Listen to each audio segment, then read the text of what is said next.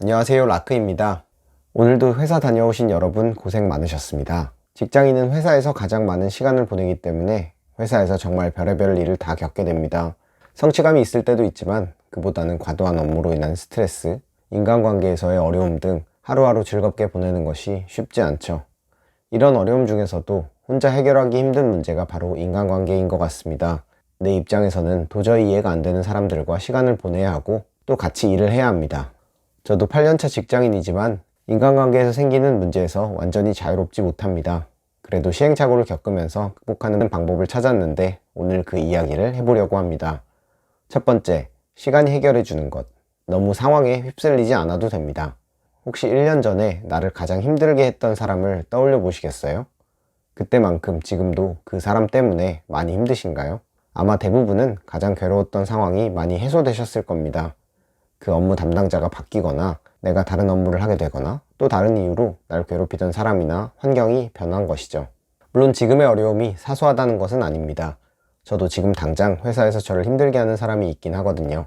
하지만 결국 시간이 지나면 어느 정도 해결이 되는 것을 알고 있기에 예전만큼 힘들지는 않습니다. 당장 지금의 회사부터 이전 직장, 군대, 동아리 등 어느 집단에서나 나와 잘 안 맞는 사람이 있었는데요. 그때는 정말 그 사람이 싫고 괴로웠을 텐데 지금은 그 사람 이름도 잘 생각이 안 납니다.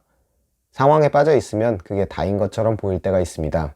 하지만 나를 힘들게 하는 이 사람은 내 인생에 큰 영향을 미칠 수 없다고 생각해 보세요. 생각보다 그 어려움이 가볍게 느껴지실 겁니다. 두 번째, 감정적으로 반응하지 않기. 차분하게 대응해 봅시다.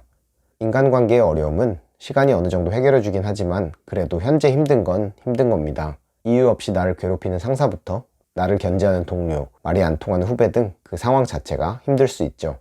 하지만 화나거나 괴로운 감정이 든다고 해도 그대로 반응하는 것은 조금 어리석은 방법입니다. 괴로운 감정 자체를 막을 수는 없지만 그 감정 그대로 반응하는 것은 제어할 수 있습니다. 순간적으로 화를 내거나 감정 표현을 해서 뭔가를 얻거나 상황을 끝내는 것이 쉬워 보일 때도 있습니다. 주위를 둘러보면 소리 지르거나 뒤에서 소문내거나 화를 내는 등 본인의 감정에 충실하게 행동하는 직장인들을 볼 수 있습니다. 하지만 그 쉬운 길을 택하면 어느 시점에 더 어려운 상황을 맞닥뜨리게 됩니다. 마음 가는 대로 행동하면 주위에 적이 많이 생기고 나를 도와주는 사람은 없어집니다. 작은 실수에도 큰 비난이 떨어질 수 있고 어려운 상황에 돕는 사람이 없기 때문에 결국 회사에서 더 힘들어지는 것이죠. 그렇다면 어떻게 대응해야 할까요? 앞으로의 영상으로 각 유형별 대처 방법을 나누겠지만 가장 기본적으로는 내가 하는 일에 집중하고 차분하게 대응하는 것입니다. 직장은 우리 인생의 전부가 아닙니다. 주어진 일을 하고 그에 맞는 급여를 받는 곳이죠. 회사는 궁극적으로 내가 하고 싶은 일을 찾아가는 과정일 뿐입니다.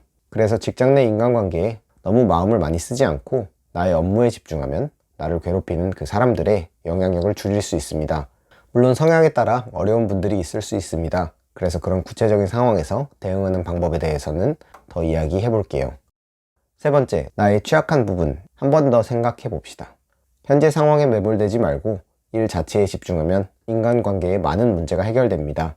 하지만 그렇게 하더라도 도저히 참을 수 없을 만큼 힘든 상황이 생길 때도 있습니다. 그건 바로 내가 그런 유형의 사람이나 환경에 취약하기 때문입니다. 영린이란 용의 비닐 중 반대로 나 있는 부분으로 이것을 건드리면 용이 날뛰는 급소라고 할 수 있습니다. 우리도 각자 이런 약점, 영린이 있습니다.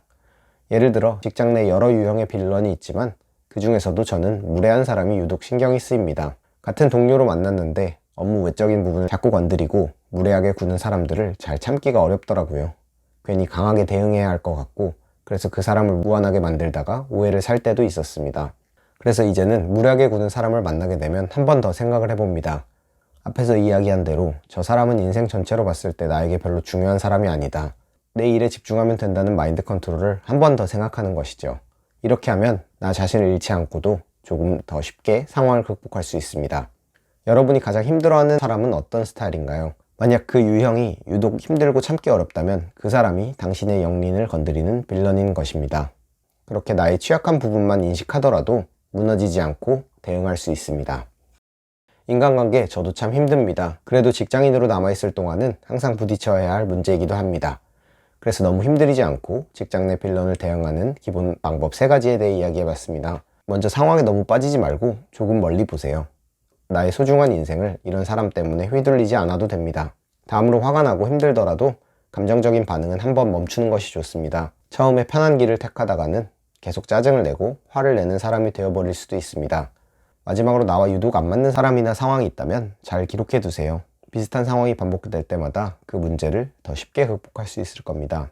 지금까지 영상 봐주셔서 감사합니다. 여러분의 좋아요, 댓글, 구독과 알림 설정은 영상을 만드는 데 큰 도움이 됩니다. 감사합니다.